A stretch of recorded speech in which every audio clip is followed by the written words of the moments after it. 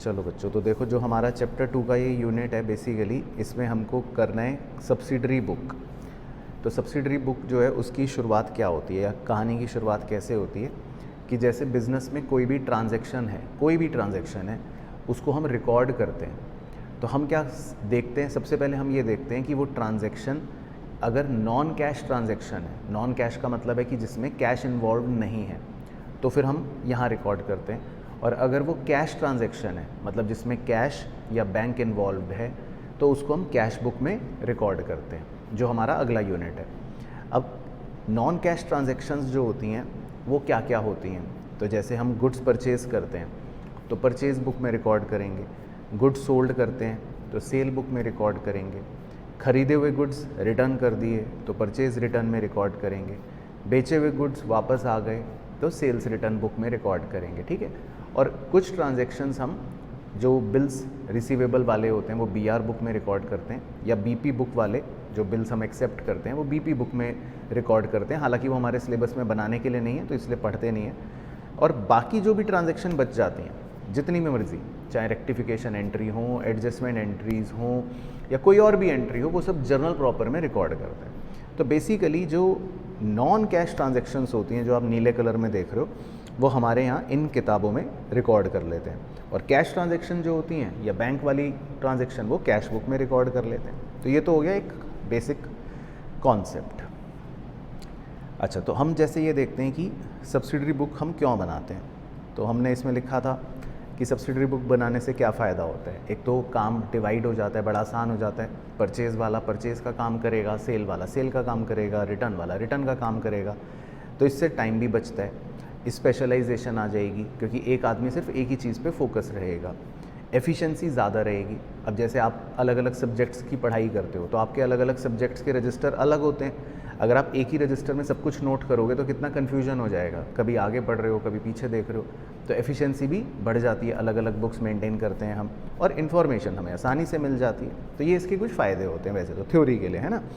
लेकिन हमको main format पे फोकस करना है कि फ़ॉर्मेट कैसा बनता है। तो देखो, मोटा मोटा जो फॉर्मेट होता है वो उसका एक बेसिक फंडा समझते हैं कि क्या होता है। हर तरह की बुक जो है उसमें एक बेसिक फॉर्मेट चलता है, ठीक है। क्या होता है बेसिक फॉर्मेट? हम सबसे पहले डेट लिखते हैं, ठीक है, जो भी ट्रांजैक्शन की डेट है। फिर हम पर्टिकुलर लिखते हैं। अब पर्टिकुलर जो होता है वो कैसे लिखना है, वो आप डिज़ाइन याद रखो कि हम सबसे पहले उस आदमी का नाम लिखते हैं जिसके साथ ट्रांजैक्शन हो रही है। तो अगर हम परचेज़ की बात करें तो मोनू का नाम लिख लेंगे, मान लो मोनू से हमने गुड्स परचेज़ करें। सेल की बात करेंगे तो जिसको गुड्स सेल करें उसका नाम लिख लेंगे। तो मतलब हमें नाम लिखना है जिस आदमी से हम खरीद रहे हैं सामान। फिर उसके नाम के नीचे हम डिटेल लिखते हैं कि भाई हमने क्या खरीदा। तो जैसे डेमो के लिए हमने लेट से 100 पंखे खरीदे, फ़ैन खरीदे, ठीक है, और उसका रेट होता है 200 रुपये ईच। तो पहले हम ग्रॉस अमाउंट रिकॉर्ड कर लेते हैं। ग्रॉस अमाउंट का मतलब हो गया कि अभी ये टोटल अमाउंट है फ़िलहाल। लेकिन जब हम खरीदते हैं या बेचते हैं या कुछ भी करते हैं तो कई बार हमें ट्रेड डिस्काउंट मिलता है।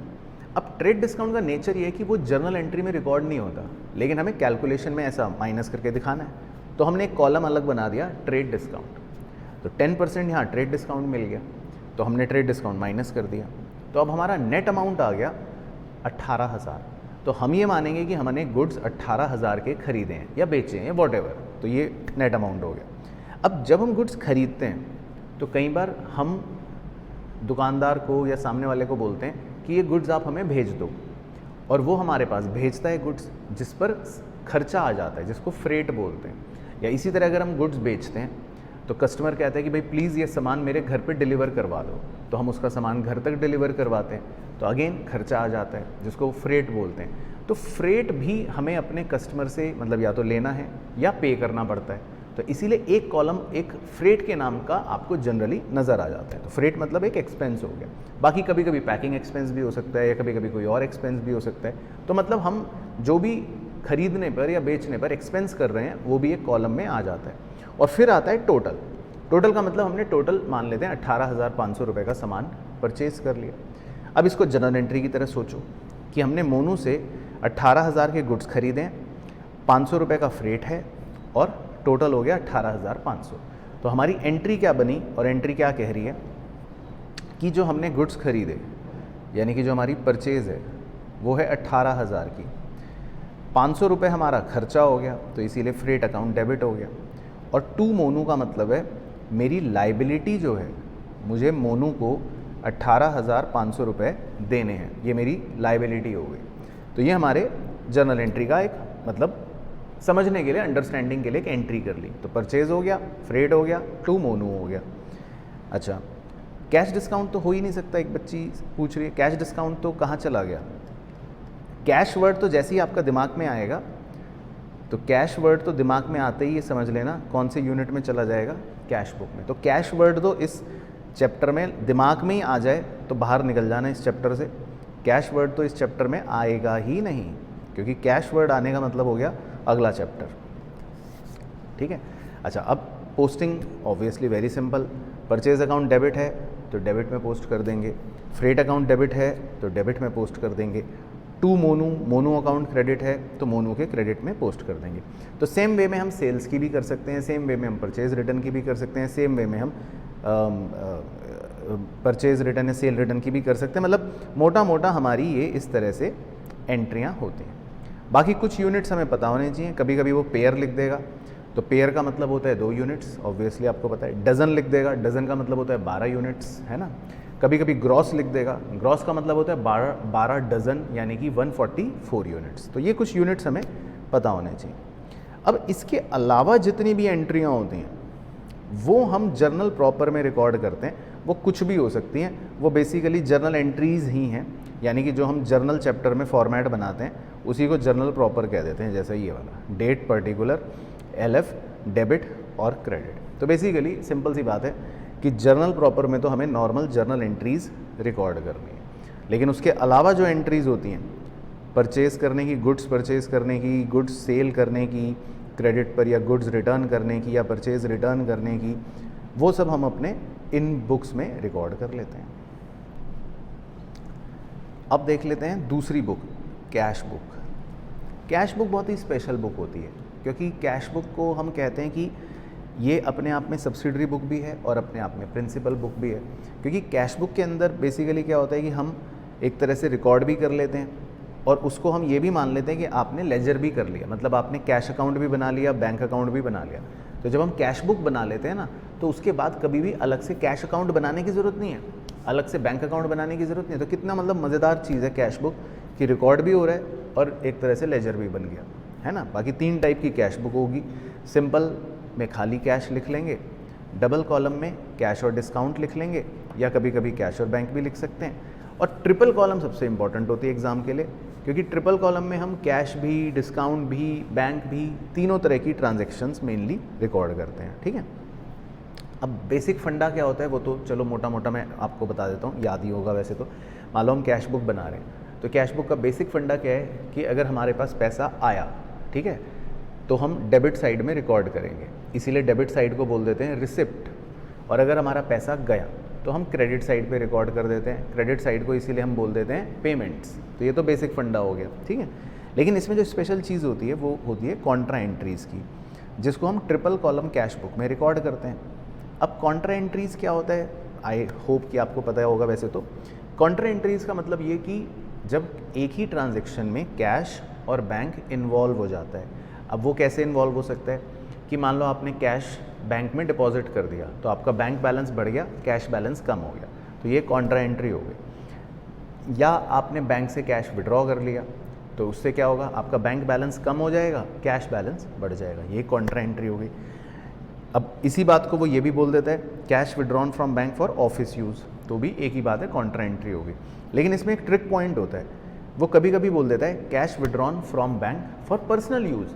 अब जब हम पर्सनल यूज़ के लिए पैसे विड्रॉ कर रहे हैं, तो देखो उसमें क्या इंपॉर्टेंट बात है, उसमें हमारी ड्राइंग्स हो रही है, तो उसमें हम ये नहीं कहेंगे कि ये कॉन्ट्रा एंट्री है, क्योंकि जब हम पर्सनल यूज़ के लिए पैसा विड्रॉ कर रहे हैं बैंक से, तो हमारा बैंक बैलेंस तो कम हो रहा है, लेकिन कैश नहीं आ रहा हमारे ऑफिस में, पैसा हमारे ऑफिस में नहीं आ रहा है, कैश हमारे ऑफिस में नहीं आ रहा है, ये एक ड्राइंग्स है, तो इसको कॉन्ट्रा एंट्री हम नहीं कहेंगे। तो ये बात एक ध्यान रखनी है ना। अच्छा, दूसरी चीज़, अब हमें चेक मिलते हैं। चेक को लेकर हमें बहुत ज़्यादा सतर्क रहना है इस चैप्टर के अंदर, क्योंकि चेक मिलना बहुत ही इंपॉर्टेंट होता है। पहली बात तो ये कि जब हमें चेक मिलता है, ठीक है, मान लो हमें 7 जनवरी को चेक मिला राजू से। अब वो चेक आप 7 जनवरी को डिपॉजिट कर देते हो बैंक में, मतलब सेम डे, तो हम उसी दिन मान लेते हैं कि हमारे बैंक में पैसा आ गया, bank account debit to Raju, very simple.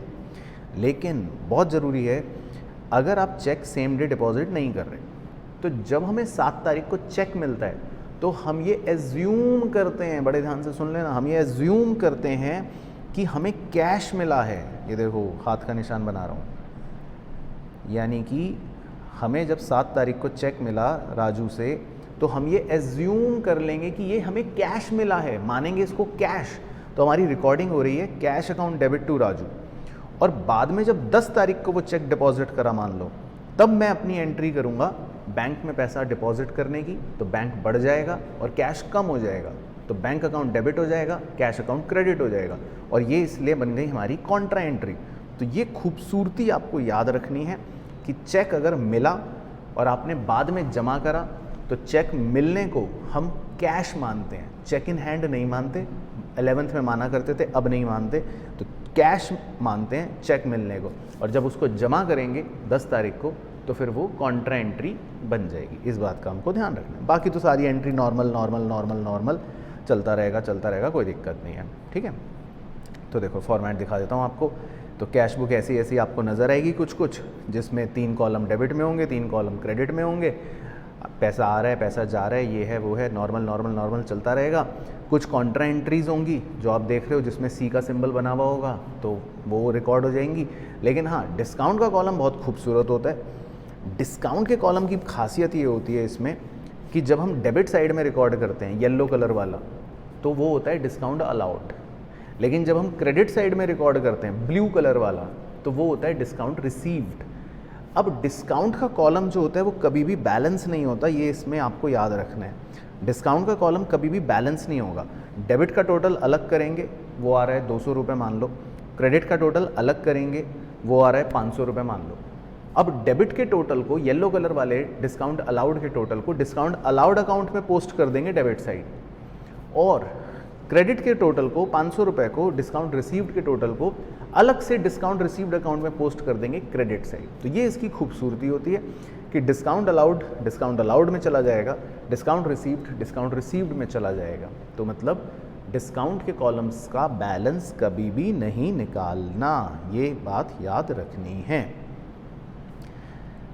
फिर आखिरी कॉन्सेप्ट होता है इसमें बहुत छोटा, इम्प्रेस्ड सिस्टम, पेटी कैश बुक। इम्प्रेस्ड सिस्टम या पेटी कैश बुक का मतलब है कि एक बड़ा कैशियर है, ठीक है, एक छोटा कैशियर है, ठीक है। बड़ा कैशियर छोटे कैशियर को मान लेते हैं 1000 रुपये देता है कि तुम खर्चा करते रहो, छोटे छोटे खर्चे करते रहो। अब छोटे कैशियर ने मान लो छोटे छोटे पेटी एक्सपेंस करे और उसके 100 रुपये खर्च हो गए और उसके पास बैलेंस बचा 900 रुपये। तो अगले महीने छोटा कैशियर बड़े कैशियर से 100 रुपये ले लेगा, जिसको बोलते हैं रीइंबर्स, और वापस से उसके पास बैलेंस 1000 रुपये का हो जाएगा। तो मतलब इस सिस्टम को इम्प्रेस्ड सिस्टम बोलते हैं, और 1000 रुपये के मनी को इम्प्रेस्ड मनी बोलते हैं। यानी कि हर महीने बड़ा कैशियर 1000 रुपये बना कर रखता है छोटे कैशियर के पास, और छोटा कैशियर 1000 रुपये में से एक्सपेंसेस करता रहता है, और उसके बाद जो भी बैलेंस बचता है बड़ा कैशियर उसको वापस से उतने रुपए रीइंबर्स कर देता है, सो दैट उसके पास 1000 रुपये अगेन मेंटेन हो जाते हैं,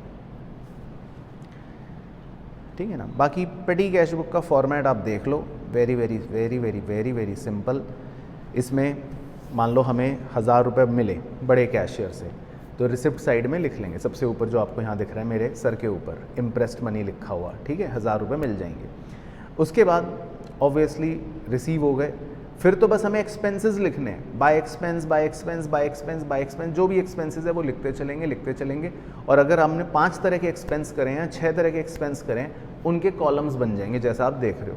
तो कोई एक्सपेंस 5 रुपये का होगा, कोई 20 रुपये का होगा, कोई 30 रुपये का होगा, कोई 40 रुपये का होगा, मतलब इस तरह से खर्चे हम ना लिख देंगे और बैलेंस हमारा बच जाएगा। और पेटी कैश बुक का जो ये बैलेंस बचता है, ये हमारे लिए क्या होता है, एक एसेट होता है। तो हो सकता है हमसे छोटा 4 या 5 नंबर के क्वेश्चन में एक पेटी कैश बुक बनाने को आ जाए, और पास्ट ईयर में ये आया भी है। तो इसका कॉन्सेप्ट तो पेटी कैश बुक का बस यही होता है। तो इसमें 3 ही कॉन्सेप्ट्स होते हैं मेनली जो हमें ध्यान रखने हैं। चलो, तो क्लियर है कहानी सारी।